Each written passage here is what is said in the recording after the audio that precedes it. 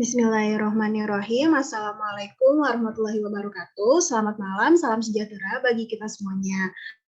Pertama-tama, marilah kita panjatkan puja dan puji syukur kepada Tuhan Yang Maha Esa yang telah melimpahkan rahmat dan hidayahnya kepada kita semua, sehingga malam ini, tanggal 29 Oktober 2021, kita dapat berkumpul kembali dalam acara kajian bermanfaat FKI Ashifa dengan tema nikmat dalam sakit. Tak lupa juga junjungan, salawat serta salam marilah kita haturkan kepada junjungan Nabi Agung Nabi Muhammad SAW yang telah mengantarkan umatnya dari zaman kegelapan ke zaman yang terang benderang ini. Baik, di sini izinkan saya sebagai pemateri sebagai MC untuk mengawali acara hari ini. Jadi sebelum kita memulai kegiatan acara kajian rutin ini, jadi ada baiknya kita berdoa. Berdoa dipersilakan.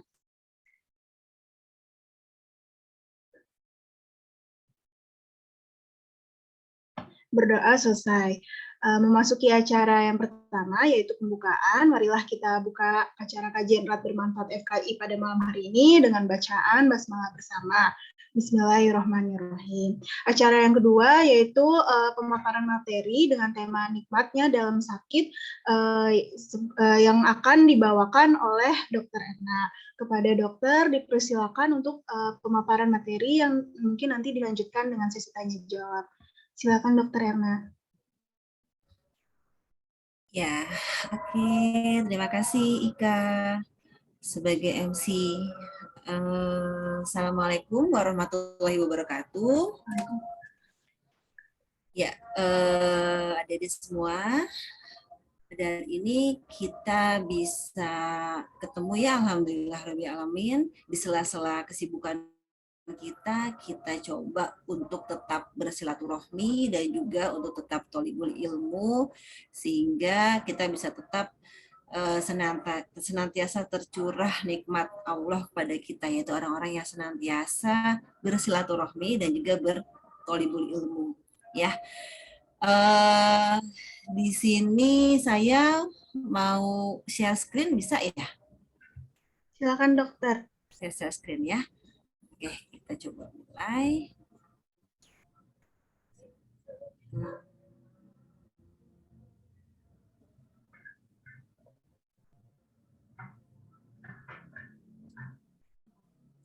Apakah sudah terlihat? Sudah dokter. Sudah terlihat, oke. Iya. Sebelum saya memulai, saya mau menyapa dulu nih adik-adik semua. Gimana kabarnya? Assalamualaikum warahmatullahi wabarakatuh. Waalaikumsalam warahmatullahi wabarakatuh. Iya. Ayo jawab teman-teman. Semua, karena itu merupakan salam yang membuat kita selamat dan sehat. Iya betul dokter. Kita santai loh ya hari ini, jangan tegang, saya nggak ngasih materi dan nggak bakal nanya-nanya. Ya, siapa yang lihat dulu, ayo di open cam dong. On cam yuk teman-teman yuk. Nanti gimana kita bisa berdiskusi kalau nggak on cam. Biar dokternya makin semangat ya dokter ya, dengan materinya. Ayo on cam, silakan. On cam, ayo dipakai dulu mungkin kerudungnya, yang mau pakai kerudung. Iya. Ayo santai dulu malam ini, kita cari materi yang lain dari selain materi kedokteran. Baik dokter, dilanjutkan mungkin dokter. Belum banyak yang on cam. No, dokternya nggak mau on cam, nggak mau lanjut kalau nggak on cam. Ayo teman-teman. Ayo on cam. Yuk, cari yang tempat terang ya. Cuma 1 jam terang aja kita on cam yuk. Kita cari mukena.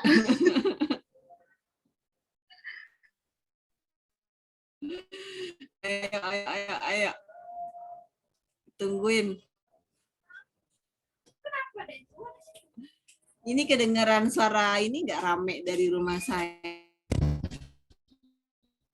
Gak apa-apa ya? Ada yang nggak apa-apa, nggak kedengeran ya? Iya, oke deh. Ya sudah, lumayan. Nanti jangan ini ya, jangan di off cam ya, cuma 1 jam kalau kita ngobrol. Karena udah nggak ketemu, udah gitu nggak on cam, terus ngapain dong? Kita gimana silaturahminya dong? Ya nggak? Ya, oke. Bismillahirrahmanirrahim. Innalhamdalillah nahmaduhu wa nasta'inuhu wa nastaghfiruhu wa na'udzubillahi min shururi anfusina wa min sayyiati a'malina. May yahdihillahu fala mudilla wa asyhadu anna Muhammadan abduhu wa rasuluhu la nabiyya ba'da. Alhamdulillah, segala puja, puji, syukur kita kepada Allah Subhanahu wa taala karena pada hari ini kita bisa kembali bertatap maya ya. Minimal kita sudah bisa on cam bareng ya. Karena salah satu nikmat terbesarnya adalah silaturahmi. Kita punya wadah yang dapat saling menasehati, saling mengingatkan dalam kebaikan dan dalam kebenaran. Salawat dan salam senantiasa tercurah kepada Nabi besar Nabi Muhammad SAW, semoga keluarganya, sahabatnya, dan para pengikutnya, dan semoga kita semua termasuk para pengikutnya yang tetap istiqomah di jalan beliau. Jazakumullah khair, terima kasih atas undangannya kepada saya sehingga saya bisa bertemu dengan adik-adik semua di hari Jumat ini ya, Jumat Barokah ya, walaupun sudah lewat ya. Oke, materi yang mau kita bicarain tentang sakit ceritanya. Panjang nih sebenarnya karena kalau saya biasanya sebelum ngomongin masalah itu kita harus ngomongin yang fisiologi dulu, selalu seperti itu biar nyambung ya, yang fisiologinya adalah sehat ya. Oke, tapi kita cuma ngulas sedikit aja buat yang tentang sehat. Kita ngomongin konsep sehat dulu deh. Seperti yang sudah biasa kita pelajari, kita bakalan ngomongin tentang terminologi ya, karena kalau nggak kenal maka nggak akan sayang gitu ya. Konsep dari sehat dan sakit. Dari sehat itu berasal dari bahasa Arab loh gitu ya. Artinya adalah asalnya namanya adalah asihah yang itu artinya sembuh, sehat, selamat dari cela. Sehat itu dapat diartikan sebagai suatu keadaan baik segenap badan atau bagian-bagian itu bebas dari sakit atau waras disebutnya, mendatangkan kebaikan pada badan dan sembuh dari sakit. Nah, ada bahasa Arab lain sinonimnya dari asihah yaitu al-afiyah. Artinya juga sehat gitu ya. Jadi sehingga sering banget dia omongin semoga kita sehat walafiat gitu ya, sehat dan sehat gitu ya, sehingga sehatnya menjadi lebih sempurna. Itu dari bahasa kamus Indonesia nih ya, kamus bahasa Indonesia disebutkan bahwa sehat adalah suatu kondisi keadaan seluruh badan bagian-bagian terbebas dari sakit. Itu. Sehat adalah keadaan sejahtera dari badan, jiwa, sosial yang memungkinkan seorang dapat hidup secara sosial dan ekonomi dengan baik. Undang-undang kesehatan. Dan dari WHO, sehat adalah suatu keadaan yang sempurna baik fisik, mental maupun sosial. Tidak hanya terbebas dari penyakit atau kelemahan dan cacat. Ya, dengan sehat mental kan ada sempurnanya fisik ya, mental dan sosial. Nah, yang bagian mental nih, mental health ini yang lagi rame ya.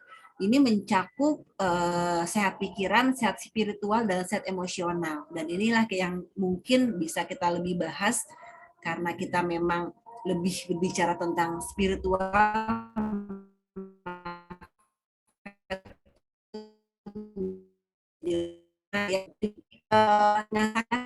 patologinya dari sehat.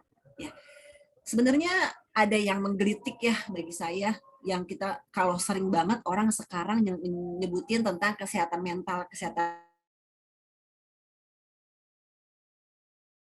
banyaknya yang bilang gampang stres, gampang depresi. Jadi kayaknya tuh lagi nge-booming banget, viral banget yang disebut dengan kayaknya gue perlu konsultasi deh gitu. Apa-apa konsultasi gitu ya. Padahal sebenarnya konsultasi itu udah disiapin setiap hari free of charge ya, free of charge pada waktu yang 24 jam, tapi ada the golden time-nya yaitu pada saat malam kita sholat duha. Sholat tahajud. Ya. Jadi sebenarnya kesehatan mental yang orang-orang, aku bilangnya orang-orang ya, semoga kita semua nggak ada yang begitu ya. Kesehatan mental itu depresi dong, ini gue kok ujian gitu-gitu terus ya, nilainya kok jelek terus ya, kok gue kok kayak gini ya, belajar kok susah banget ya, dan sebagainya. Itu kayaknya tuh selalu mikirnya adalah jadi stres gitu ya. Padahal sebenarnya kita bisa disebut nggak sehat, karena definisi sehat adalah tadi sempurna, baik fisik, mental, maupun sosial. Kita juga nggak bisa jadi orang yang asosial, nggak bisa bersosialisasi pada orang lain. Gitu ya. Jadi kita harus bisa, bagaimana bisa masuk ke masyarakat, karena fungsi kita nanti adalah berdakwah. Gitu. Ya, jadi dari konsep ini diharapkan kita sebagai seorang muslim dapat sehat, ya, dengan juga yang lagi orang-orang sedang masalahin, yaitu sehat mental. Ya, mental yang mencakup sehat spiritual. Oke ya, deal ya. Jadi nggak ada lagi nih sebenarnya kita yang orang muslim sering-sering stres, depresi gitu ya. Nambah-nambahin kuota di rumah sakit jiwa, atau misalnya nambah-nambahin orang untuk ngantri di psikolog atau psikiatri gitu ya, nggak ada lagi harusnya gitu. Karena kalau kita punya masalah, maka kita lapor aja, tidak, ya Allah, seberapapun besar masalah yang kita punya, kita tinggal laporin semuanya pada Allah. Kenapa? Karena Allah yang memberikan masalah itu, maka Allah pula yang nanti akan mengangkat semua masalah itu. Masalah itu cuma lewat doang gitu ya, lewat doang dalam hati kita, dalam diri kita. Apakah masalah tuh dari yang fisik, sakit ya, sampai mental, sampai sosial, itu sebenarnya adalah yang dilewatkan. Apa? Kenapa? Karena Allah ingin menguji, gitu ya, ingin menguji bagaimana kita menghadapi masalah itu. Itu yang Allah pengen lihat. Karena semua orang akan dipergilirkan permasalahan itu. Oke, deal ya. Oke, kita sudah ngomongin masalah konsep sehat. Sekarang kita lebih ngomongin tentang sakit sesuai sama tema yang diberikan. Ya, nikmat sehat itu luar biasa. Kita nggak akan bisa ngapa-ngapain kalau kita nggak sehat. Ya, dari jalan dari sini aja kita jalan ke kamar mandi butuh sehat. Pergerakan dari tulang kaki, tulang vertebra kita, langkah kaki yang seirama gitu ya, nafasnya harus ada, ya, matanya harus bisa ngelihat, nggak nabrak-nabrak gitu, tangannya nanti bisa ngambil air dan sebagainya buat kamar mandi. Jadi semuanya harus sehat, ya. Karena kita kalau nggak sehat nggak bisa ngelakuin apa-apa. Ya, saya pernah ngerasain tuh ya, pas lagi saya nggak sehat, pas lagi saya hamil anak ketiga. Anak ketiga saya hamil dalam keadaan yang perdarahan selama 7 bulan. Gitu ya. Hamil 9 bulan, saya perdarahan 7 bulan. Dari bulan kedua. Bulan kedua di mana saya sering pengobatan massal waktu itu ya. Sering ada pengobatan massal. Begitu saya naik motor, sering akhirnya berdarah, dan saya hanya boleh di tempat tidur selama 7 bulan. 3-4 kali masuk rumah sakit, selamanya ada di atas tempat tidur. Insya Allah tuh. Yang biasanya sehari kita bisa sampai, kalau saya list bisa sampai 10 kegiatan. Dari ini, ngapain, sampai masak, sampai semuanya. Kita harus cuma di tempat tidur. Ya, kita nggak bisa ngapa-ngapain. Bahkan saya berubah aja, pindah, bisa ada tetangga atau saudara yang datang, banyak banget lagi yang datang sehari, bisa berapa rombongan, bisa 8 rombongan, 10 rombongan buat ngejenguk saya. Saya ngerubahin, pindah dari kanan ke kiri, langsung darahnya zur, ngalir gitu. Insya Allah, sholat saya dalam keadaan berdarah, darah terus, istihadah masa jatuhnya penyakit. Jadi saya bagaimana sudah bisa ngerasain gimana rasanya kalau yang sakit itu bagaimana, sehingga nikmat sehat menjadi sangat luar biasa. Udah gitu saya punya masalah dengan rinitis alergika. Jadi saya pas lagi di Malang itu, saya orang Jakarta, pindah kuliah di Malang, itu jadinya nafasnya tuh kayak alergi, yang apalagi pas hamil, jadi saya nggak bisa tidur dalam keadaan yang terbaring, saya harus dalam keadaan duduk tidurnya. Padahal kita tahu gitu tentang kesehatan, kita tahu tentang itu, tapi kalau sudah diberikan suatu nikmat sakit ya kita harus jalanin aja. Dan saya bisa mencium ya, menghirup ya, mungkin satu hari itu cuma 2-3 jam. Saya bisa bernafas normal dengan hidung. Selebihnya saya cuma bisa bernafas lewat mulut. Makanya mulut saya bisa seringnya kering. Masya Allah. Bayangin, kita cuma bisa bernafas lewat mulut, saya nggak bisa lewat hidung. Dan akhirnya alhamdulillah semakin saya coba gimana sih cara ngelawan alergi gitu ya, udah pernah saya ceritain dulu dong sama adik-adik semua tentang cara ngelawan alergi gitu ya, dengan meningkatkan daya tahan tubuh kita pelan-pelan dan juga pakai beberapa macam obat herbal bisa hilang. Sampai sekarang saya 24 jam alhamdulillah sudah bisa bernafas lewat hidung pas lagi di Jakarta, lagi balik ke Jakarta. Jadi nikmat sehat itu ya Allah luar biasa buat orang-orang yang pernah ngerasain sakit gitu ya. Cuma permasalahannya akan selalu dipergilirkan gitu, sakit dan sehat. Gak bisa kita cuma selalu sehat terus, pasti ada kalanya kita sakit. Kita sudah belajar tentang imunologi, bagaimana sistem imun kita bisa naik, bisa turun. Jadi itu ada masanya. Kita bisa bagaikan siang dan malam, bagaikan muda dan nanti tua, bagikan sehat dan sakit, dan nanti bagikan kita hidup dan mati gitu ya. Jadi semua sudah akan ada masanya yang dipergilirkan. Nah, sekarang apa yang harus kita lakuin nih? Yang harus kita lakuin pada saat kita lagi sehat nih sekarang, alhamdulillah, semoga kalian semua sehat, kita semua sehat, adalah banyak bersyukur. Ya. Jadi yang perlu kita lakukan adalah banyak bersyukur. Kenapa? Karena pada saat kita bersyukur, maka nikmat kita akan dilipat gandakan oleh Allah. Tapi kalau kita kufur terhadap nikmat, niscaya azabku sangat pedih. Bukannya dibalikin. Bukannya kalau kita bersyukur maka dilipat gandakan, kalau kita nggak bersyukur maka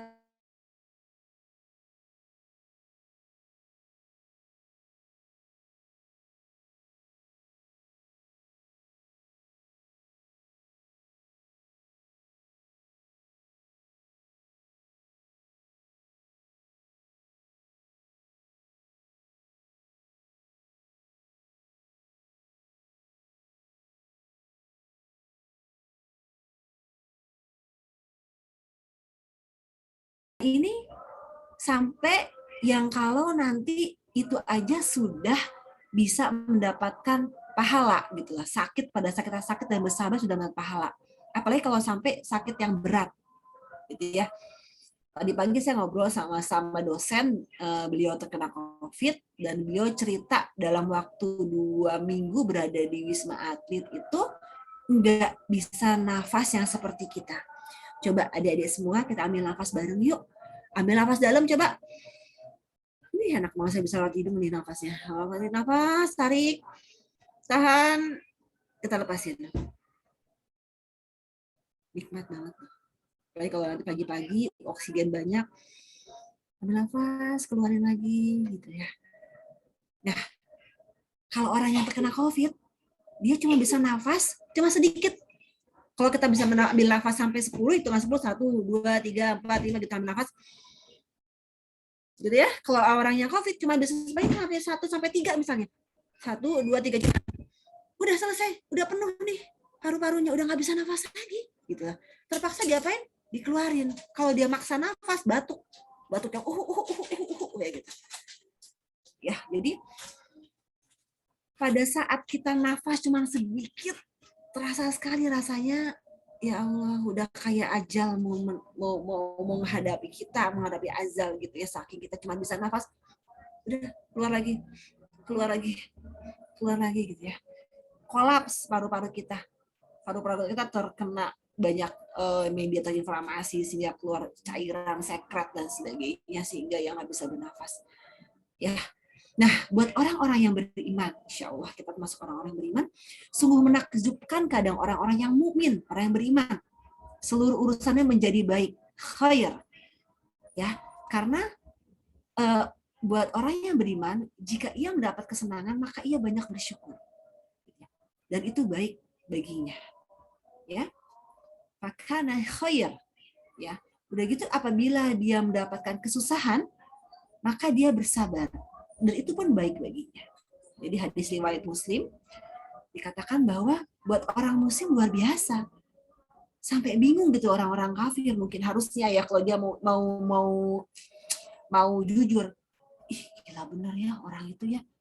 Dia dikasih kesenangan, dia bersyukur, dikasih kesulitan, dia bersabar. Gitu ya. Jadi itu adalah ciri-ciri orang yang muslim, orang yang mukmin. Salah ya, muslim hanya orang menyatakan Islam. Mukmin ada orang yang beriman, masuk ke derajat lebih tinggi. Nah, walaupun tadi berat, banyak banget masalah yang kita hadapi, nggak bisa nafas tadi, nggak bisa bangun. Saya sama sekali nggak bisa bangun dari tempat tidur. Rambut saya udah kayak bulat, udah kayak nggak mandi. Bayangin coba ya, cuma mandi di lap-lap aja gitu ya. Itu sudah banyak permasalahan deh gitu ya. Namun ternyata Allah memberikan banyak nikmat loh pada saat sedang sakit gitu ya. Jadi ujian sakit itu diberikan karena pada bentuk kecintaan Allah kepada hambanya. Kok bisa sih? Kan kita lagi sakit. Kok kita dibilang dicintai Allah? Ya, karena Rasulullah mengatakan bahwa jika Allah mencintai satu kaum, maka mereka akan diuji. Gitu.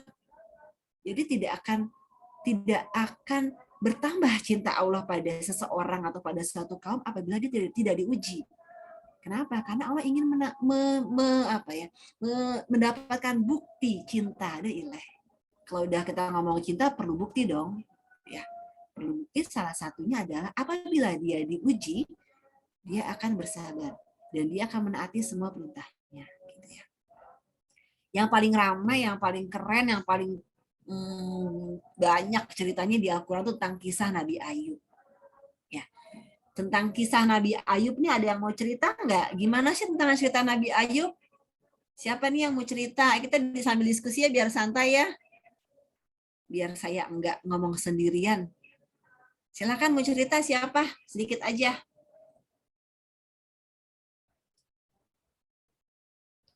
Tunjuk Kita. aja dokter. Siapa? Tunjuk kali dokter. Ditunjuk. Aduh enggak deh jangan ditunjuk. Ayo ke siapa? Nitya. Oke Nitya, ayo. Yang ini bukan siduk, tapi saya takut salah. Ini ada citasinya dong, aku ceritain, ada referensi plus bocoran. Tuh, Al-Anbiya dan As-Sod. Ya udah, secara global aja ceritanya Nabi Ayub tuh gimana sih, Nitya? Yang dia dikasih ujian sakit kusta bukan sih, Dok? Iya, betul. Gimana ceritanya? Nggak inget detailnya, tapi dia sakit kusta, terus kayaknya keluarganya pada ninggalin gitu nggak sih? Terus dia berdoa, habis itu udah kata Allah dibalas, kalau udah tenang aja, nanti habis sembuh dibalikin lagi keluarganya. Terus habis itu ya udah, terus dia sembuh, terus karena dia sabar, terus dia berdoa kan, soalnya cuma Allah yang bisa ngabulin. Terus habis itu dikabulin, jadinya sembuh, terus keluarganya balik lagi. Maksudnya kayak peduli lagi gitu. Tapi nggak tahu benar atau enggak. Oke, ya makasih Nitya. Ya, iya secara general gitu. Tapi kita lihat citasinya aja ya, karena kita kan orang-orang ilmiah yang evidence based dong. Oke, asik. Surat Al-Anbiya, coba yuk dibuka. Siapa nih yang mau baca surat Al-Anbiya surat 21? Ayo baca Al-Qur'annya, kita baca artinya.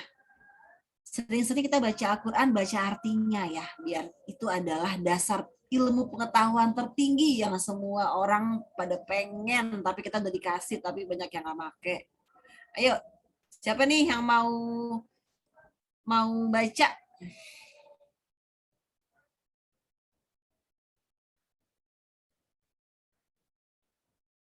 Siapa? Baca aja. Al-Anbiya dulu, 21, 83 sampai 84. Yang lagi megang Al-Quran ada nggak? Nitya, oke, baca aja Nitya yuk. Habis Nitya, Al-Anbiya 21, udah gitu Faris ya, Sot ya, Sot ke-38, 41 sampai 43. Silakan Nitya. Ya dok, ini artinya aja kan ya dok? Artinya aja. Ya, bismillahirrahmanirrahim. Jadi artinya Al-Anbiya ayat 83-84 itu, dan ingatlah kisah Ayub ketika dia berdoa kepada Tuhannya, wahai Tuhanku, sungguh aku telah ditimpa penyakit, padahal Engkau Tuhan yang maha penyayang dari semua yang penyayang. Ayat 84, maka kami kabulkan doanya, lalu kami lenyapkan penyakit yang ada padanya, dan kami kembalikan keluarganya kepadanya, dan kami lipat gandakan jumlah mereka, sebagai suatu rahmat dari kami, dan untuk menjadi peringatan bagi semua yang menyembah kami.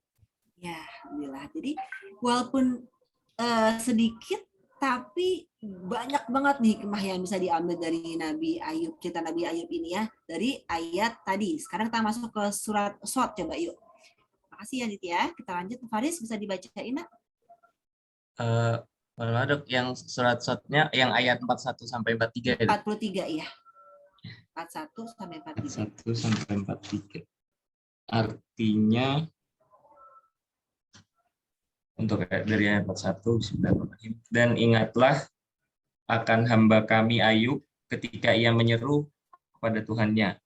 Sesungguhnya aku diganggu syaitan dengan kepayahan dan siksaan. Kemudian ayat 42 Allah berfirman, hantamkanlah kakimu, inilah air yang sejuk untuk mandi dan untuk minum. Kemudian yang ayat 43, dan kami anugerahi dia dengan mengumpulkan kembali keluarganya, dan kami tambahkan kepada mereka sebanyak mereka pula sebagai rahmat dari kami dan pelajaran bagi orang-orang yang mempunyai pikiran. Ya, terima kasih Faris. Nah, kita bisa lihat nih, ternyata pada saat Allah mencintai seseorang atau suatu kaum, maka Allah ingin memberikan ujian dulu. Kalau udah lulus ujiannya, dikasih deh reward-nya gitu. Jadi Nabi Ayub itu seorang nabi yang kaya raya ya, yang dermawan, yang baik banget gitu ya. Harta bendanya banyak banget, keluarganya banyak gitu ya. Anaknya banyak.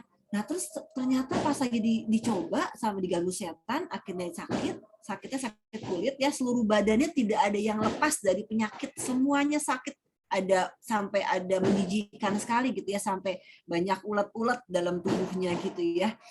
Masya Allah, semuanya meninggalkannya, harta bendanya habis buat pembiayaan pengobatannya, dan anak-anaknya meninggal.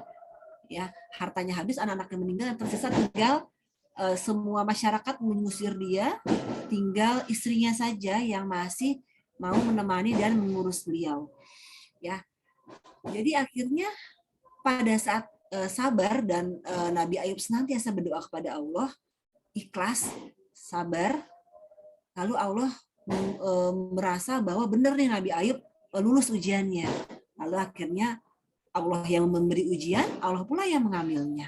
Ujian itu disembuhkan, bahkan dapat tadi dilipat gandakan. Ya, anak-anak tambah banyak, nggak tahu istrinya tuh. Istrinya nambah lagi kali ya. Harta bendanya juga 2 kali lipatnya, mungkin berlipat, dikatakan berlipat masalahnya ya. Jadi memang luar biasa sekali pada saat kita menyerahkan segala sesuatunya pada Allah gitu ya, maka semuanya menjadi ringan, semuanya menjadi ya udah deh kita jalanin aja. Itu aku ngerasain tuh pas lagi sakit yang 7 bulan itu. Bayangin ya Allah, 7 bulan nggak bisa ngapain. Kalau saya berpikir sekarang mungkin saya bingung juga ngejalaninnya, tapi itu yang terjadi gitu ya. Ya udah kita jalanin aja. Saya cuma bisa tidur aja, saya jalanin aja, sholat dalam keadaan tidur, berdoa dalam keadaan tidur, belajar dalam keadaan tidur, baca Quran dalam keadaan tidur, zikir tidur, udah dalam keadaan tidur terlentang gitu aja, nggak bisa ngapa-ngapain. Insya Allah ya. Jadi pada saat kita itu sedang sakit, maka kita semakin dekat sama Allah gitu ya. Nah, karena pada saat semakin dekat, maka jadi kadang-kadang tuh Allah tuh nyongel kita gitu loh. Ih, ini kok jauh banget sama saya sekarang ya, kayaknya sombong nih, udah sehat nih kayaknya sombong nih, kayaknya sholatnya jadi jarang tepat waktu nih, yang cowok jarang ke masjid, udah gitu yang sholat malamnya jarang dilakuin, sholat duhanya juga kayaknya terusan aja, nggak sholat duha dan sebagainya, puasanya juga jarang, akhirnya dicoel sama Allah, dikasih sakit gitu. Karena pada saat sakit kita pasti berdoa sama Allah ya. Oke. Apa sih kebaikan atau hikmah yang didapat dari musibah sakit? Ada beberapa. Yang pertama adalah mendapat ridho Allah. Ya, seseorang yang beriman harus yakin bahwa segala perkara yang terjadi itu adalah takdir dan ketetapan dari Allah. nggak akan pernah luput satu kenikmatan atau satu ujian kalau emang itu sudah ditakdirkan oleh Allah. Dan enggak akan pernah kita enggak dapat kalau emang sudah ditakdirkan untuk kita. Artinya apa? Tugas kita hanya berikhtiar, berusaha sungguh-sungguh dan berdoa. Selebihnya, hasilnya kita serahkan pada Allah. Pada saat sakit juga seperti itu. Tugas kita apa? Berusaha jangan sakit, berusaha berobat. Gitu ya. Berdoa, dan selanjutnya kita serahkan pada Allah. Di antara sikap yang perlu tanamkan adalah pada saat sakit adalah ridho. Tadi ya Nabi Ayub mengatakan bahwa saya menerima apa yang Allah berikan pada saya. Ini hanya gangguan setan. Insya Allah akan memberikan terbaik buat saya. Gitu ya. Di sini di hadis riwayat Tirmidzi dikatakan yang artinya sesungguhnya pahala yang besar diperoleh melalui cobaan yang besar pula. Apabila Allah mencintai seorang, maka Allah akan memberikan cobaan kepadanya. Barang siapa yang ridho menerimanya, maka Allah akan meridhoinya. Barang siapa yang murka tidak menerimanya, maka Allah juga murka. Sekarang buat apa murka sama Allah? Buat apa enggak ridho? Karena kita pasti tetap jalanin.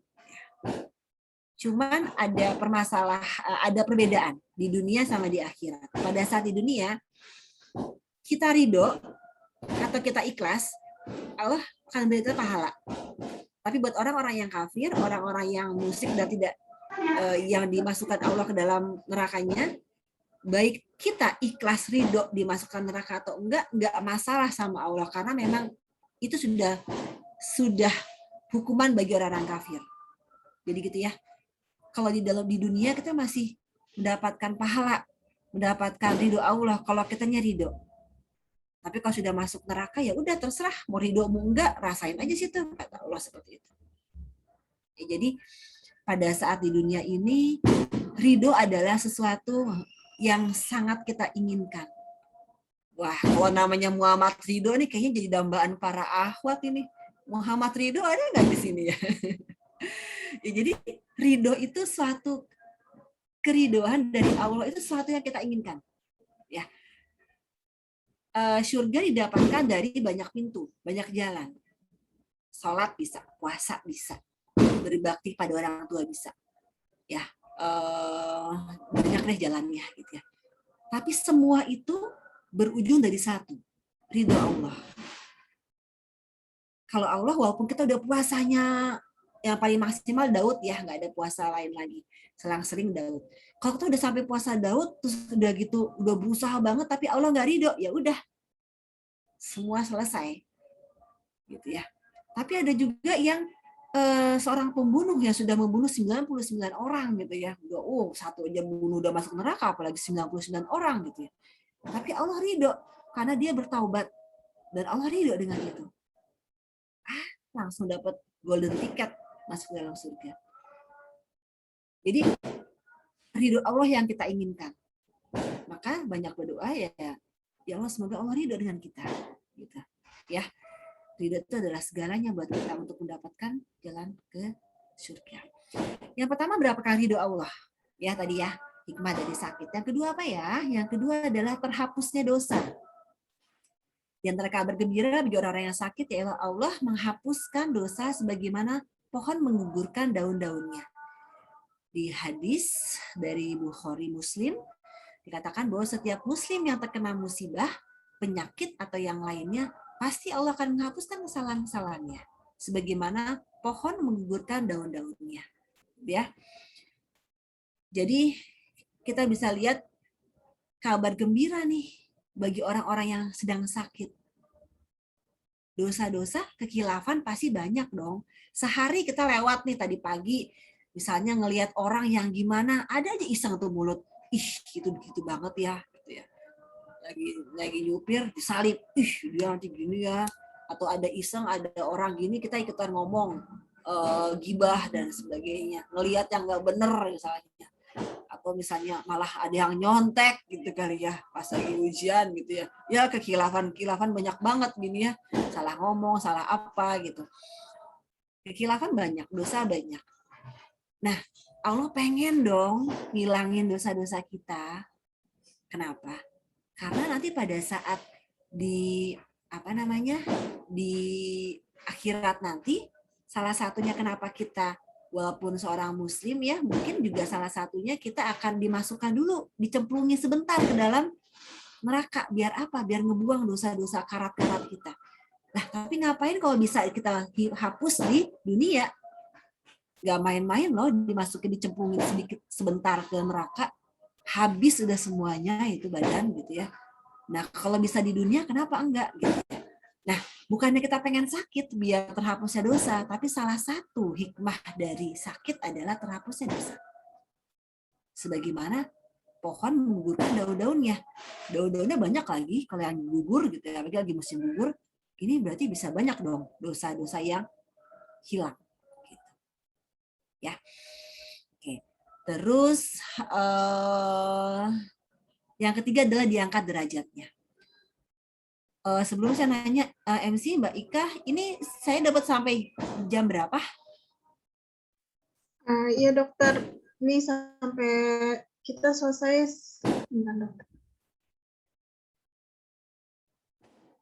Kalau di acaranya sih sampai jam 9.30 ya dokter, berarti masih ada waktu 9 ya? 9 dokter ya. Oke, siap, 15 menit lagi. Oke.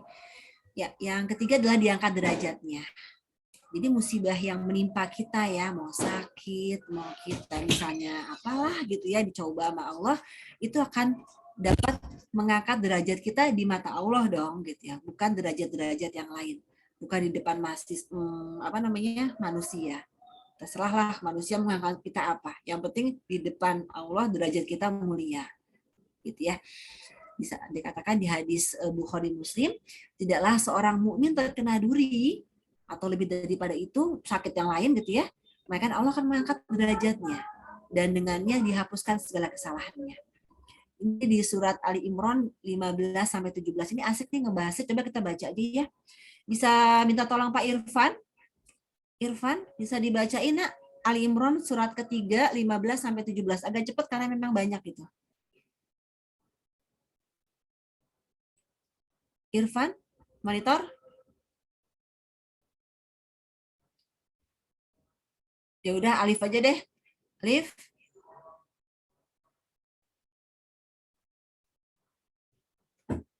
Alif.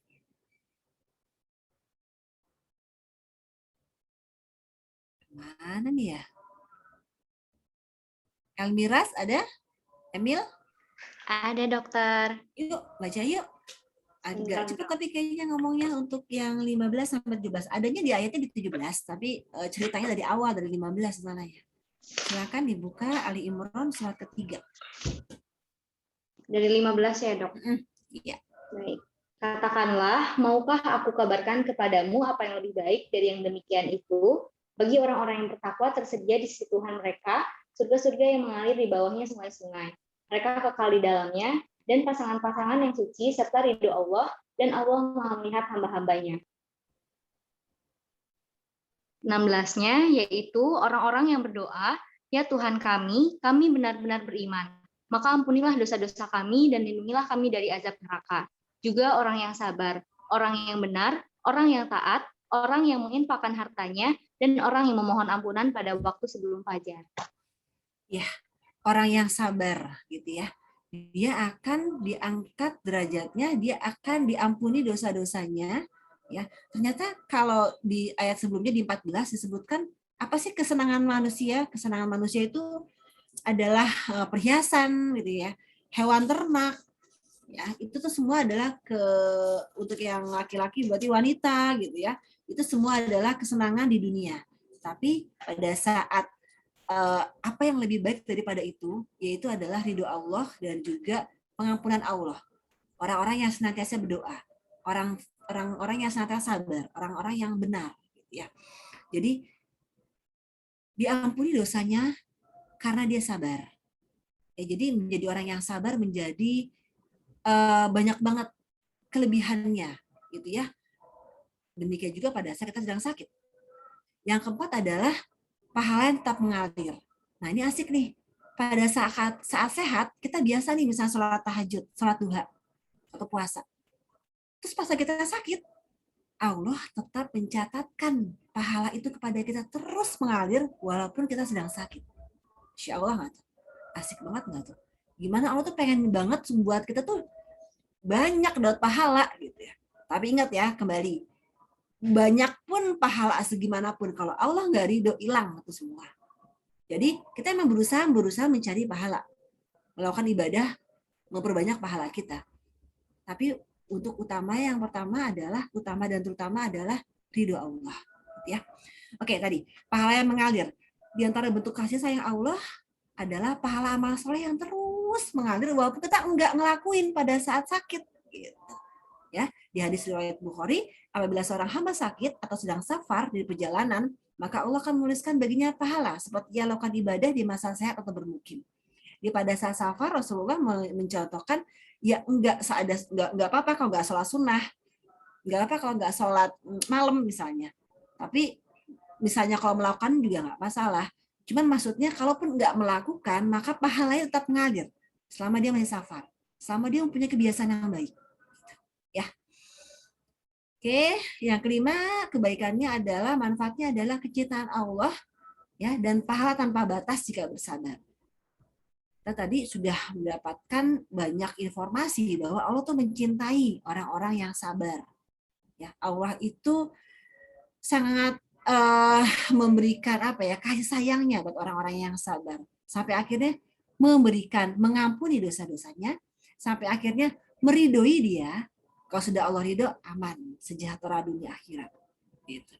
Ya, udah gitu pahala tanpa batas. Ini kayak ngomongin puasa nih. Pahala tanpa batas. Sesungguhnya hanya orang-orang yang bersabar yang dicukupkan pahala mereka tanpa batas. Buat orang-orang yang berpuasa, harus sabar dong. Dan pahalanya, bagaikan hanya Allah yang tahu dia dapat apa. Kalau misalnya saya infak 5.000, sebentar lagi, mungkin beberapa hari lagi atau hari itu juga saya dapat orang ngasih 50.000 ke saya, atau 500.000, bisa berlipat ganda berapa banyak.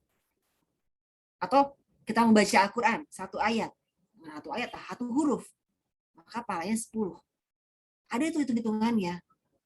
Tapi Allah punya hitung-hitungan yang tidak bisa dilihat sama orang lain. Tanpa batas. Untuk orang-orang yang berpuasa. Puasa Ramadan, pahalanya hanya Allah yang tahu. Ya, mungkin dapat melihat Allah nanti. Di sana, di surganya. Amin. Semoga masuk orang-orang yang bisa melihat Allah. Nah, tanpa batas. Jadi orang yang sabar, tanpa batas gitu loh pahalanya. Masya Allah ya.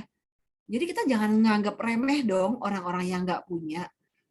Atau orang-orang yang mempunyai keterbatasan fisik. Kakinya cuma satu. Matanya belah sebelah. Dia nggak bisa dengar. Dan sebagainya.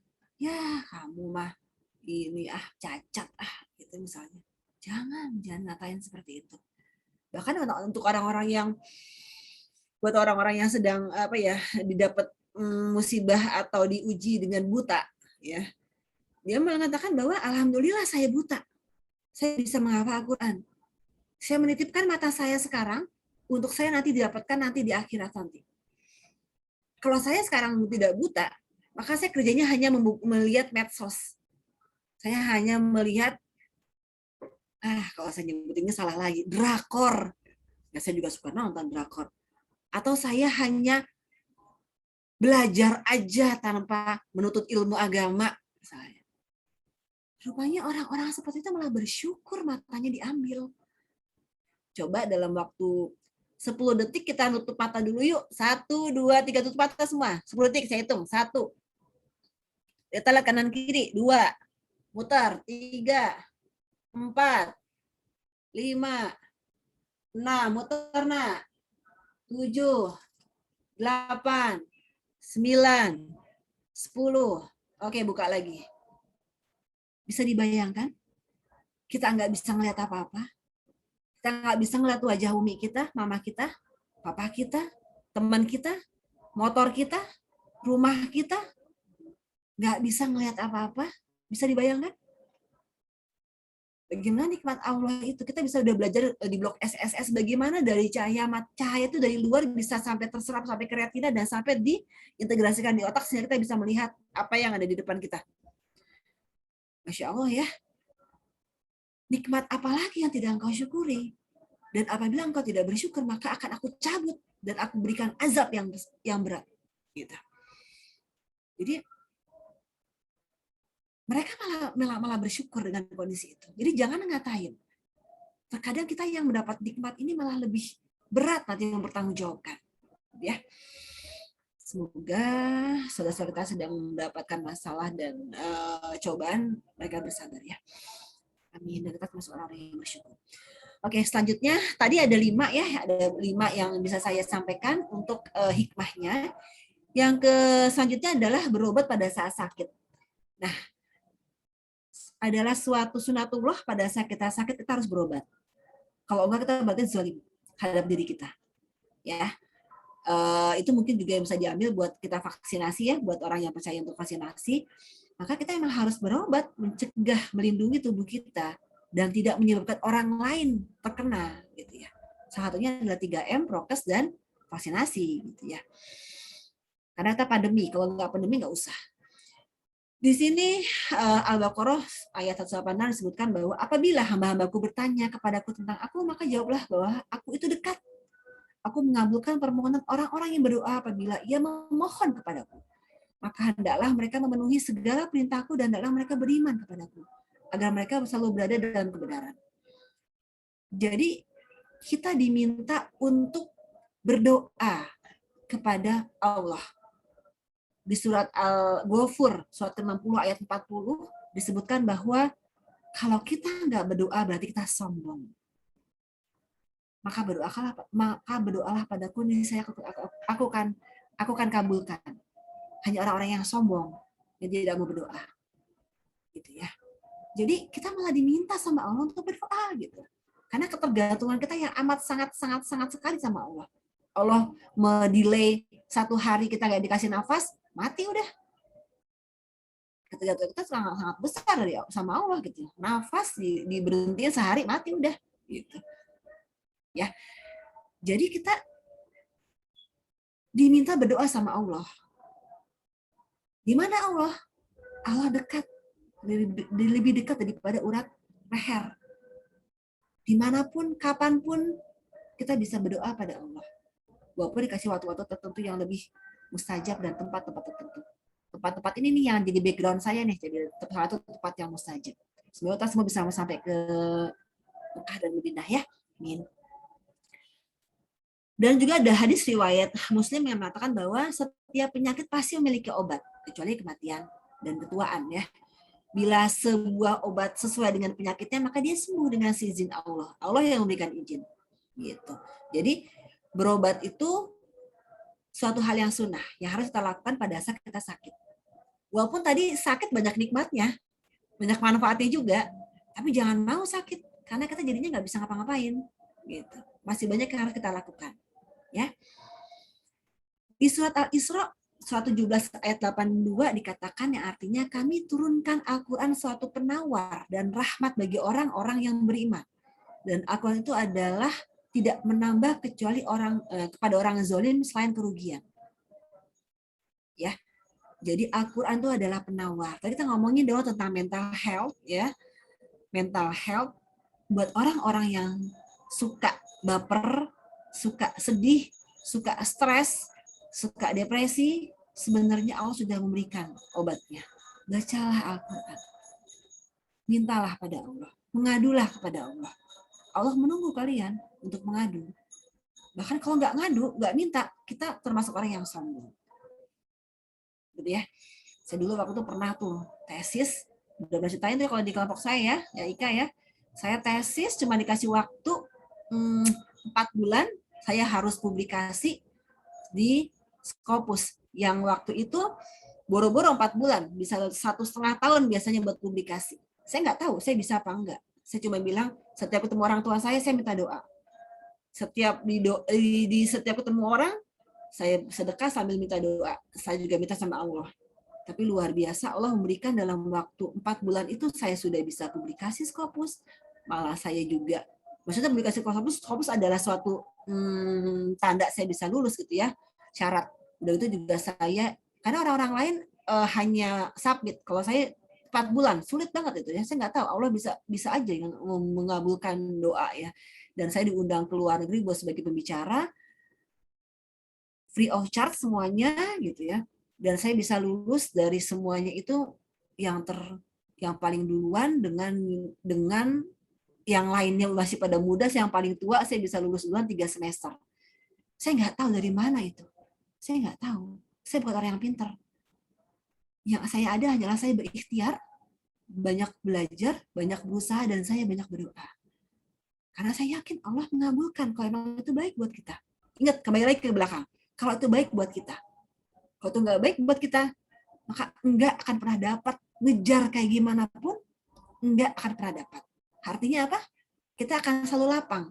Kalau dapat berarti memang itu terbaik buat kita. Berarti saya memang ditakdirkan untuk bisa lulus S2, bisa kembali ke UPN gitu ya. Tapi kalau memang itu nggak dapat, nggak baik, ya berarti saya nggak akan lulus. Gitu. Ya.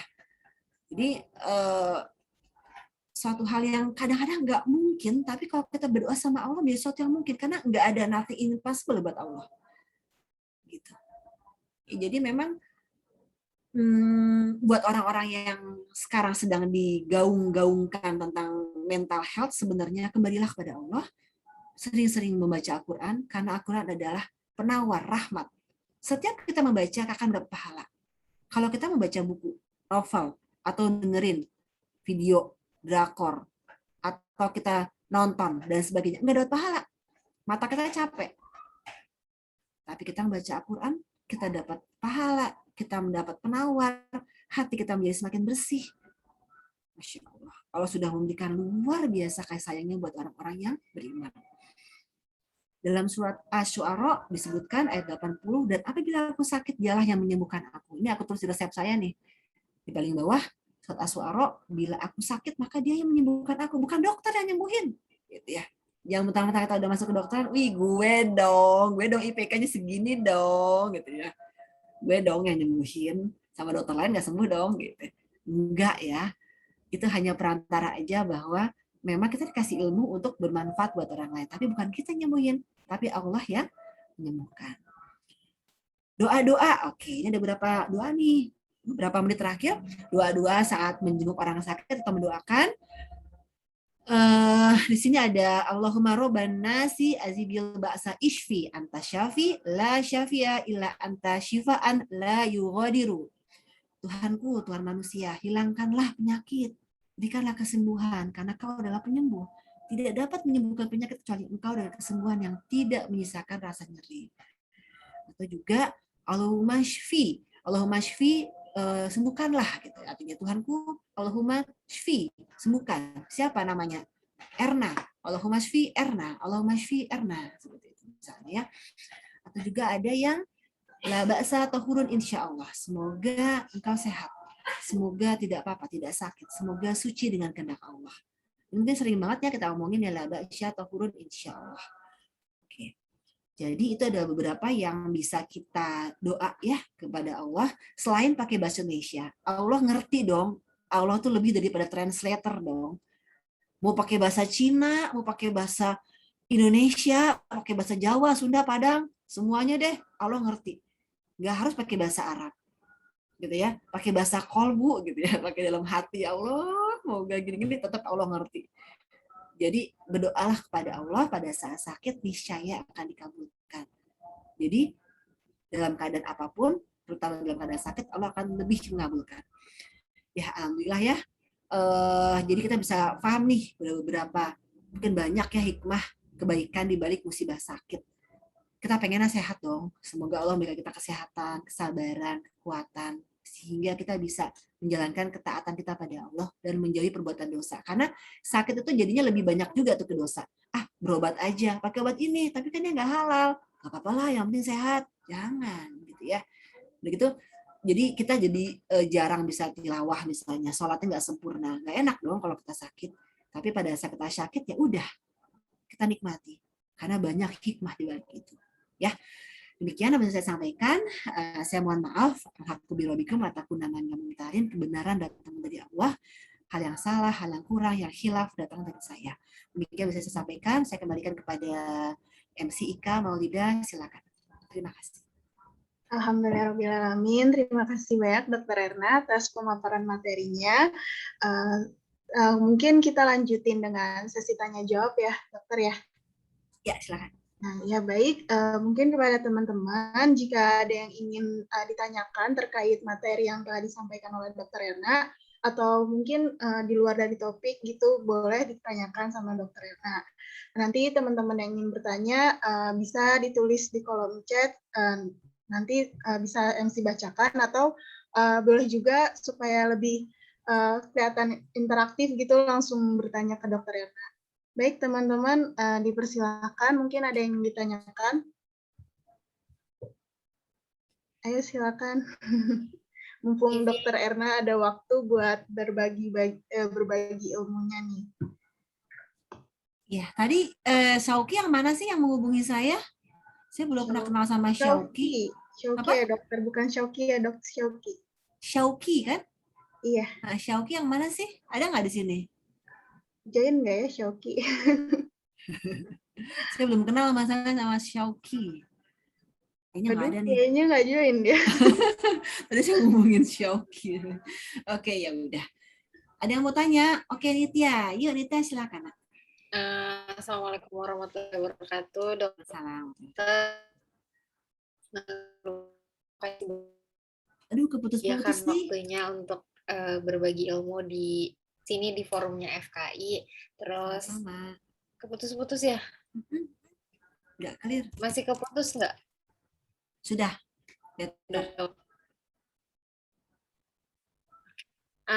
Iya, jadi dok sebenarnya mau nanya ini sih. Connectionnya unstable di sini. Iya kan, benar kan? Terputus. Ya udah off cam dulu, off cam. Tapi kayaknya udah ya sekarang ya. Off cam boleh. Oh iya, benar. Oke, yuk. Nah, udah lancar belum? Ya.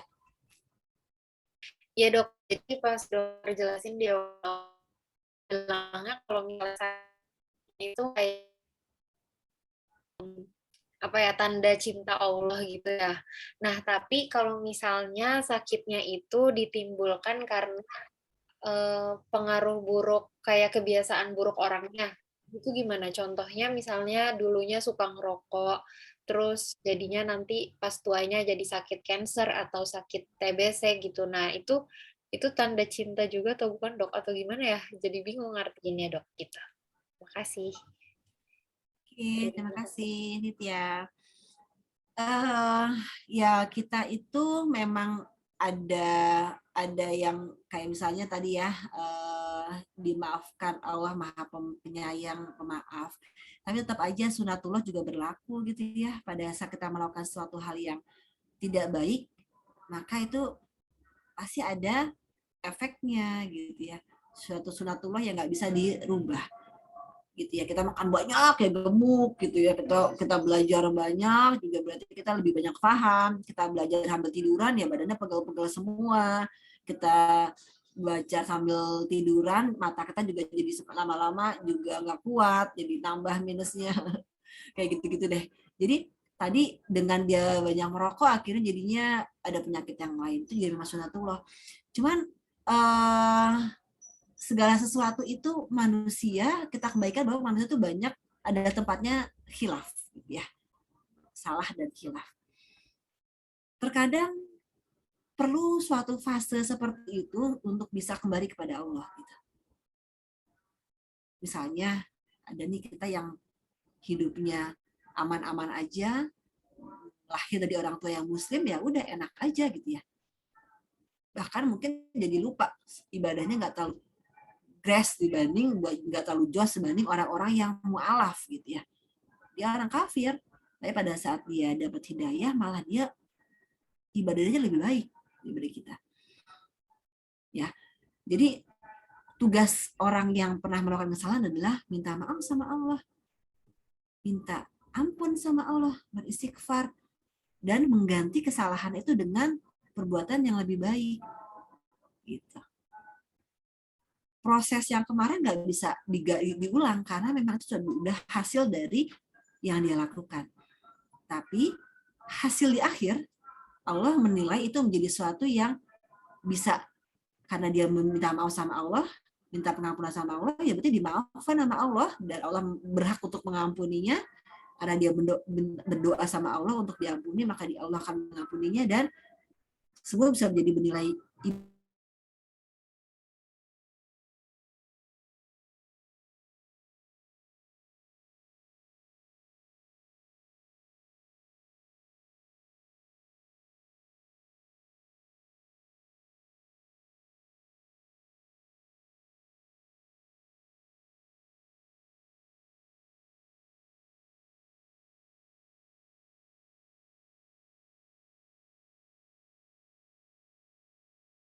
Nggak ada masalah apakah dia sendiri penyebabnya atau bukan, tapi bagaimana hati itu akhirnya bisa mengambil evaluasi dan minta maaf sama Allah dan memperbaiki, itu menjadi suatu yang poin akhirnya ya, proses dan akhirnya menjadi suatu poin akhir di situ. Mungkin begitu, bisa nyambung nggak ya Nitya? Nyambung dok, benar-benar dok. Oke, terima kasih banyak dokter atas ya, sama-sama Nitya. Oke, ada yang lain? Saya dokter. Yuk, silakan. Jadi kan kata dokter segala sesuatu itu pasti harus ujung-ujungnya itu ridho Allah ya dokter. Gimana caranya supaya kita dapat ridho Allah apa menjalankan sunnah Nabi itu secara rutin. Terus apakah ridho Allah sama rahmat Allah itu beda atau bagaimana dokter? Soalnya saya kayaknya kadang suka lupa gitu sehal kecil itu gitu dokter, kayak ridho Allah itu apa, rahmat Allah itu seperti apa gitu dokter. Makasih dokter, atau sama gitu. Iya, oke. Terima kasih. Ridho sama rahmat. Rahmat kayaknya namanya orang beda ya. Satu ridho, satu rahmatnya beda ya pasti ya. Iyalah. Terus rahmat itu sesuatu yang diberikan karunia yang dari Allah gitu ya. Karunia rahmat. Kenikmatan. Tapi bukan sampai ke ridho. Mendapatkan rahmat Allah tapi bukan ridho. Tidak semua orang akan mendapatkan ridho Allah. Ya, kayak misalnya tingkatan ya derajat dari yang muslim. Muslim adalah orang yang mengucapkan syahadat, muslim jadi orang Islam. Lalu jadi mukmin, dia mendapat rahmat Allah. Lalu jadi mukmin, ya, jadi orang yang akhirnya mutakin, orang yang bertakwa pada Allah. Orang yang bertakwa, yang benar-benar menjalankan semua perintahnya, mendekatkan diri pada Allah, dan dia mendapatkan ridho Allah. Jadi ridho itu di atasnya, karena dia sudah mendapatkan semuanya. Bahkan apa yang dia minta bisa dikasih sama Allah, karena dia sudah mendapatkan ridho Allah. Caranya gimana cara dapetin ridho Allah? Yang paling gampang yang kalian pasti masih punya orang tua dong. Kebanyakan masih punya orang tua. Nah, udah itu. Ridho orang tua. Mau sekeren apapun, sepinter apapun, sekaya apapun, kalau orang tua nggak meridhoi kita, jelas sengsara di dunia dan di akhirat. Dia nggak akan dapat ridho dari Allah. Karena ridho orang tua adalah ridho Allah. Jelas. Terus, kalau nanti sudah menikah, maka ridho suami. Jadi, tugas kalian adalah dapatkan pasangan-pasangan yang soleh, solehah.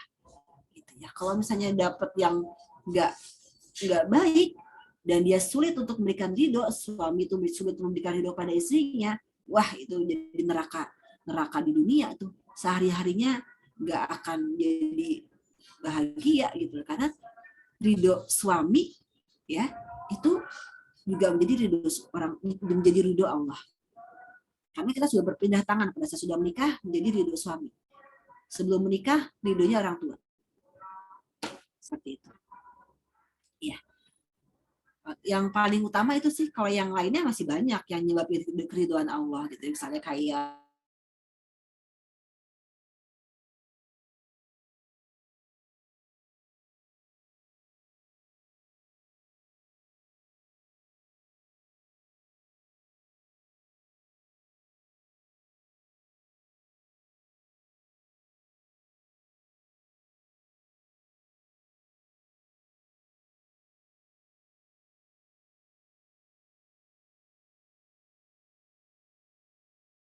susah gitu kan, tetap aja senyum gitu ya. Sama nanti kalau misalnya punya suami juga kayak gitu, senyum aja sama suami, ya udahlah, suaminya mau kayak gimana pun ya udah deh, gitu ya. Jadi menyenangkan hati itu sudah bisa nyebabin orang tua ridho. Pada saat isu misalnya kita salah ngomong atau kita ketus ya, kan, anak tolong dong jemurin baju, ih mama lagi ini tutorial ini loh, gitu kan ya. Mama ini jadi akhirnya ya Allah gitu doang udah dibiayain juga loh, suruh nyemur baju susah amat, suruh cuci piringnya susah amat, misalnya kayak gitu. Udah deh, mulai berkurang tuh. Tapi minimal kata-kata tadi ya, siap mah, ya sebentar mah, insya Allah sebentar lagi. Membuat suasana yang senang orang tua itu sudah nyebabin ridho. Saya bocorin deh masalahnya, karena saya jadi orang tua sekarang contohnya. Dulu juga saya anak, sekarang jadi orang tua. Saya ngerasain bagaimana perlakuan anak kepada orang tuanya menyenangkan itu menjadi suatu hal yang menimbulkan ridho. Gitu. Ya. Nah, ridho orang tua jatuhnya ridho Allah. Aman udah deh. Apapun yang tinggal kita minta sama orang tua langsung doain. Saya kalau lagi ujian, sepanjang saya ujian, orang tua saya lagi wudhu, sholat, dan baca Quran sampai selesai saya ujian. Itu saya lakuin, orang tua saya lakuin, dan akhirnya saya juga melakukan itu pada anak saya gitu ya. Jadi itulah kenapa misalnya kalau rasanya kalau saya ngelakuin apa-apa tuh kok alhamdulillah berjalannya lancar aja gitu. Suka apa misalnya dapat juara apa gitu kan. Jadi nyebabin karena orang tua tuh ridho sama kita. Apa yang kita pengenin dikasih gitu lah sama Allah. Ya, oke Nitya, oke katanya. Iya. Nanti kalau kalian sudah jadi orang tua juga begitu ya. Ngeridoin anak, dibilangin karena kan pasti suka gitu lah, seperti kalian juga lagi suka agak-agak iya, agak enggak gitu kan. Oke, Ika, demikian. Baik dokter, paham dokter. Terima kasih dokter. Ya teman-teman yang lain mungkin ada yang ingin bertanya. Kita masih ada waktu ya, 15 menit lagi. Ayo ditanyain, mumpung kita lagi ketemu nih sama dokter Erna. Bisa kan dokter Erna sibuk ya dokter? Ya mohon maaf ya, yang terlibat dengan saya kalau slow respon. Ya dokter, ini ada pertanyaan nih di Zoom. Saya bacakan ya dokter. Jadi ini anonim katanya. Ya anonim coba ya Allah. Ya deh ya dokter ya, kita sampaikan saja. Jadi gini, izin bertanya dok, menurut dokter kalau ada prank yang mengeluh tentang, ada orang yang mengeluh tentang stres dan depresi, padahal dia udah coba sholat, ngaji, dan deketin diri sama Allah SWT, tapi tetap aja mentalnya nggak stabil. Itu salah di mana ya dok? Apakah itu emang ujian yang Allah berikan atau karena dia mendekatkan diri ke Allahnya tidak benar-benar mendekatkan diri? Dok, terima kasih banyak dokter. Seperti itu dokter. Bagus sih dokter ya pertanyaannya. Iya, bagus. Karena kan orang kadang suka tidak percaya diri gitu ya dokter. Bagus, bisa dibikin novel nih kayaknya nih, panjang ceritanya nih. Jadi ceritanya memang benar tuh dijawab sendiri tuh ya tadi ya. Yang pertama dia nggak nyerahin segala sesuatunya full ke Allah. Allah nggak mau dong setengah-setengah gitu kan. Ih ngapain pula aku kalau misalnya hambaku yang ini cuma setengah-setengah, mintanya kalau lagi butuh doang gitu ya. Tapi nggak apa-apa juga yang penting kita minta. Nah, tapi kita berusaha untuk memberikan berdoanya dengan sungguh-sungguh. Jadi siapa tahu belum sungguh-sungguh. Ya, diperbaiki lagi niatnya, diperbaiki lagi caranya seperti ittiba Rasul, benar-benar ngikutin apa yang Rasul sampaikan misalnya. Terus udah gitu ngikut yang lain juga. Kayak tadi kan tilawah Al-Quran. Baca artinya. Mungkin teman-teman adik-adik ngerasa, kok itu enak, selalu enak aja sih, selalu enjoy, selalu ketawa, selalu bahagia gitu. Kayaknya gitu. Gak mungkin yang lihatnya saya kayak gitu ya. Padahal masalah saya segunung gitu ya. Masalah saya banyak banget. Tapi saya kalau lagi udah bete gitu, saya baca Quran. Baca Quran artinya. Itu tips kalau emang kalian mau ngikutin. Kalau kalian lagi nggak bisa hatinya tenang, baca Quran dengan artinya. Allah tuh langsung memberikan arti-arti itu yang sesuai sama yang sedang kita jalani. Aku misalnya lagi kurang sabar, atau bilang orang-orang sabar ini. Tentang apa, langsung disebutin semuanya. Jadi nyambung gitu, ya. Jangan lupa kalau misalnya tadi dilurusin lagi niatnya, dikuatin lagi doanya, sering-sering baca Quran dengan artinya, Ya, karena kalau cuma baca Quran aja udah baca pahala sih, tapi kita nggak paham, nggak masuk ke dalam hati kita masalahnya. Yang jadi masalah kan ada kolbu kita. Pada saat mental kan adalah hati kita. Ya. Terus sama kita tadi apa namanya? Apa tadi ya? Dia jawab sendiri loh, padahal di situ tidak sungguh-sungguh udah sedang menguji. Oke. Jadi Allah itu memang nggak akan memberikan selalu apa yang kita inginkan. Misalnya kita pengen juara 1 nih gitu ya. Aku pengen juara 1 nih di kelas nih biar saya dapat PMDK atau undangan gitu. Tapi Allah nggak ngasih. Ternyata nanti Allah ngasihnya bentuk lain. 1, misalnya Allah ngasih bentuknya adalah dia terimanya melalui UTBK misalnya. Atau dengan cara lain yang harusnya dia dapat ke fakultas yang dia pengenin, atau dia mendapatkan kesehatan. Atau satu lagi yang ketiga, ditunda. Yang dia minta tadi, ditunda, nggak diberikan, nanti pada saat di akhirat nanti diberikan. Sesuatu yang pada saat itu kita nggak bisa minta apa-apa lagi kecuali sama Allah, dan Allah ngasih itu ternyata. Sesuatu yang kita pengenin. Jadi nggak akan pernah rugi kalau kita berdoa sama Allah. Karena Allah berjanji, akan aku kabulkan. Beda kalau kita, ya nanti insya Allah deh bimbingan skripsi jadi besok minggu depan, ternyata aku nggak bisa kayak gitu. Tapi kalau Allah enggak, pasti aku kabulkan. Maka berdoalah padaku. Nggak akan pernah rugi. Mungkin dijawab sekarang langsung dengan yang diminta, atau diganti dengan yang lain. Misalnya harusnya saya kemarin kecelakaan karena saya terlalu ngebut, tapi diganti jadi enggak sampai kecelakaan. Atau nanti di akhirat nanti diberikan yang lain dalam bentuk lain, misalnya pengampunan Allah dan sebagainya. Seperti itu ya nak ya. Tapi kalau yang mau tips yang praktis adalah baca Al-Quran pada saat malam-malam itu 2-3 malam terakhir itu, habis sholat baca Al-Quran, lalu baca artinya. Kalau mau tips yang lebih hot lagi, nangis. Buktikan kalau itu benar-benar.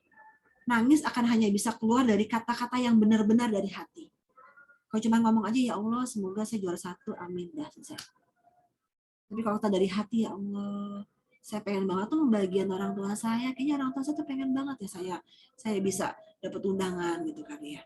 Dan gimana gitu ceritanya gitu ya. Jadi ya Allah, saya pengen banget, ya Allah, tolong ya Allah ya gitu kan ya. Minta sama Allah, menangis. Karena pada saat kita nangis, Allah akan mengabulkan. Karena berdoa dengan sungguh-sungguh itu akan lebih mujarab gitu ya. Kalau tadi yang punya masalah dengan kesehatan mental tadi, ya Allah, saya punya masalah ini, kenapa sih aku nggak bisa bersosialisasi dengan baik, kenapa sih aku tuh kalau lagi belajar selalu nggak bisa masuk, kenapa sih aku kalau kayak gini aku jadi stres nih, ya Allah tolong ya Allah ya gitu.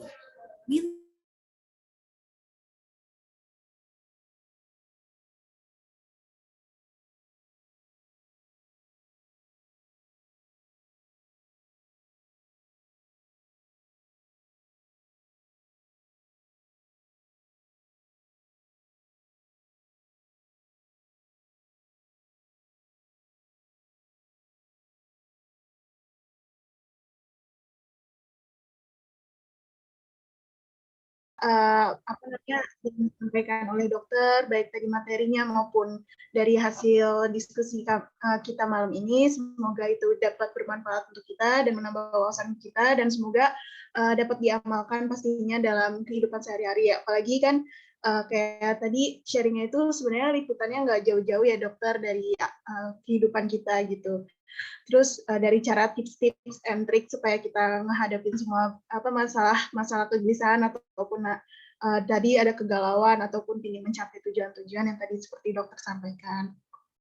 Baik dokter, mungkin dokter boleh kasih kesimpulan dokter untuk materi malam ini, atau mungkin dokter ingin kasih feedback untuk acara malam ini. Silakan dokter Erna. Ya, terima kasih Ika. Jadi mungkin kalau saya sih intinya adalah kita semoga senantiasa berdoa untuk sehat ya. Gimana cara sehat? Tipsnya adalah mengikuti apa yang ada dalam Al-Quran sama hadis, sudah jelas. Kita sudah mendapatkan satu ajaran tuntunan yang jelas sebagai manual prosedur bahwa harus ngapain gitu ya. Dari bangun sampai tidur lagi sudah ada jelas di situ. Gitu ya. Bagaimana jangan begadang, bagaimana kita makan yang baik, bagaimana kita harus menjaga hati kita, lisan kita, dan sebagainya. Tipsnya adalah kita tetap menjalankan seperti apa yang diberitakan Allah di Al-Quran sama hadis. Makanya kita harus banyak baca Quran artinya dan hadis untuk sehat. Tapi kalau kita sakit, nggak usah khawatir. Allah juga sudah menyediakan banyak hikmah buat orang-orang yang sakit, buat orang-orang yang sabar dalam sakitnya. Ya, jadi nggak akan pernah luput. Kita mau sehat maka kita banyak bersyukur, kita mau sakit maka kita akan banyak bersabar. Jadi seperti itu intisari dari yang bisa kita sampaikan dan diskusi pada hari ini ya. Buat feedbacknya alhamdulillah sudah baik sih kegiatannya. Saya sudah diberikan waktu sebelumnya ya. Dikasih waktu, jadi ya saya sudah bisa sampai bikin PPT lah sebelumnya. Udah gitu udah pakai Zoom gitu ya, udah bagus. Udah gitu. Yang tahu masih pakai Google Meet ya, dokter. Iya betul. Terus udah kita ada kuesioner nih, ada kuesionernya juga nih. Absen mungkin nanti ya, ada absennya, ada kuesionernya. Mungkin nanti bisa di-share juga ke umumnya, tuh maksudnya dibilangin ke semua tingkat. Nitya, Irsyam, ini udah dikasihin belum ininya ke mahasiswa tingkat 1, 2, 3, 4? Di-share aja, nggak apa-apa, kan umum ya. Sudah ya? Ya, dokter. Sepertinya sudah sih ya, dokter. Ya, jadi memang buat supaya sama-sama belajar lah gitu ya. Jadi biar supaya jadi lebih luas lagi memang dibikin umum aja, dan saya juga materinya akan dibikin umum aja. Nanti kalau yang lainnya mengisi juga diminta umum aja biar langsung menyangkut ke kehidupan kita sehari-hari gitu ya, manfaat kehidupan sehari-hari. Mungkin seperti itu. Terima kasih panitia sudah membuat acara ini kajian erat bermanfaat. Kajian erat bermanfaat. Ya. Terima kasih ya. Baik, Dokter Erna, terima kasih banyak dokter atas tadi kesimpulan atau intisari dari materi yang dokter sampaikan. Sekali lagi untuk teman-teman yang hadir, jangan lupa untuk mengisi evaluasi ya dari kajian pada malam ini, karena itu bermanfaat banget untuk kami ke depannya untuk mungkin mencari-cari materi yang sesuai dengan apa yang kita butuhkan gitu dalam kehidupan sehari-hari, ataupun untuk meningkatkan dari program dari kajian erat ini itu sendiri. Baik, acara selanjutnya yaitu dokumentasi. Dimohon untuk teman-teman kesediaannya gitu untuk on cam gitu.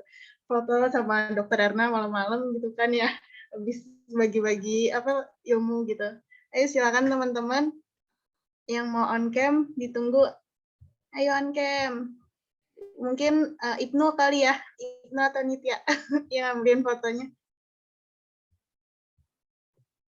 Ya, saya. Halo, Assalamualaikum dokter. Mohon maaf baru join dok.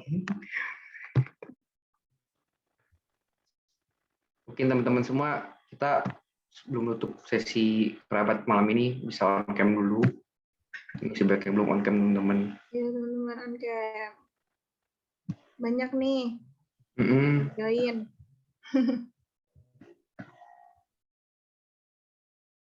Ayo on cam, ayo on cam. Arif mana nih Arif? Yang request lah. Siva. Oke deh, udah mulai agak banyak nih. Ini ada beberapa yang nggak on cam, mungkin kita bisa dokumentasi saja ya dok. Ya, silakan. Baik, teman-teman kita mulai ya. Ini cuma ada 1 halaman ya Allah. Oke, 1, 2, 3. Sebentar, maaf agak nge-lag sebentar. Ulang lagi ya, 1, 2, 3. Ya, oke sudah. Oke. Terima kasih dokter, teman-teman semua. Ya, sama-sama, panitia.